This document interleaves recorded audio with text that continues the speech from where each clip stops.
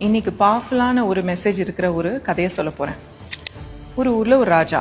அந்த ராஜா தன் நாட்டுல இருக்கிற எல்லா ஏழை ஜனங்களுக்கும் ரெகுலரா அன்னதானம் செஞ்சுட்டு வருவாரு. அதுவும் ரொம்ப டேஸ்டியா ரொம்ப தரமா வழங்கிட்டு வருவாரு. அந்த மாதிரி அன்னதானம் செய்யற ஒரு நாள்ல கிச்சன்ல இருந்து எங்க சர்வ் பண்றாங்களோ அங்க ஆளுங்க அந்த சாப்பாடெல்லாம் தூக்கிட்டு போயிட்டு இருக்காங்க.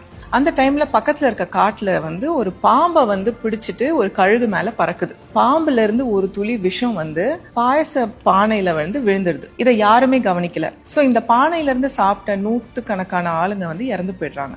இந்த இன்சிடென்ட்க்கு அப்புறம் யமலோகத்துல சித்ரகுப்தர் யம தர்மராஜா கிட்ட கேக்குறாரு, இந்த பாவ கணக்கை நான் யார் மேல எழுதட்டும்? ராஜா மேலையா, கழுகு மேலையா, இல்ல இந்த பாம்பு மேலையான்னு? அப்ப யம தர்மராஜா சொல்றாரு, ராஜா நல்ல இன்டென்ஷன்ஸோட தான் செஞ்சாரு, அவருக்கு இது நடந்ததே தெரியாது, அதனால இந்த கணக்கை அவர் மேல எழுத முடியாது. அதே சமயத்துல இந்த கழுகு பாம்பை பிடிக்கிறதும் அதோட இயல்பு, பாம்பு விஷத்தை கக்கறதும் அதோட இயல்பு. இவங்க 2 பேர் மேலயும் பாவத்தை எழுத முடியாது.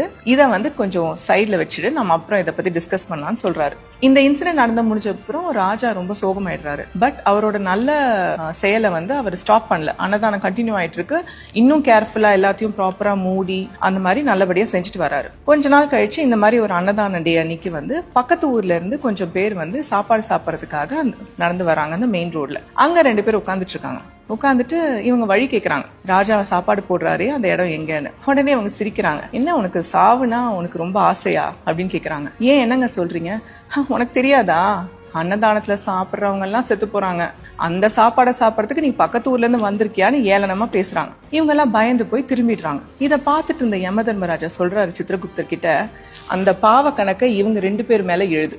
இவங்களும் நல்லது செய்யாம நல்லது செய்யறவங்களை பத்தி உண்மை என்னன்னே தெரியாம இவ்வளவு அவதூறா பேசி பாவத்தை இவங்க சம்பாதிச்சுக்கிறாங்க. சோ நிறைய டைம்ல நம்மளும் இதை செய்யறது உண்டு. மத்தவங்கள பத்தி பேசும்போது அவங்க என்ன அவங்க அண்டர்கோ பண்ணிருக்காங்க, உண்மை என்ன, எதையுமே தெரியாம அவங்கள பத்தி தப்பா நிறைய பேசுறதுனால எவ்வளவு பேர் hurt ஆறாங்க. I think this story is a very powerful answer to all of them.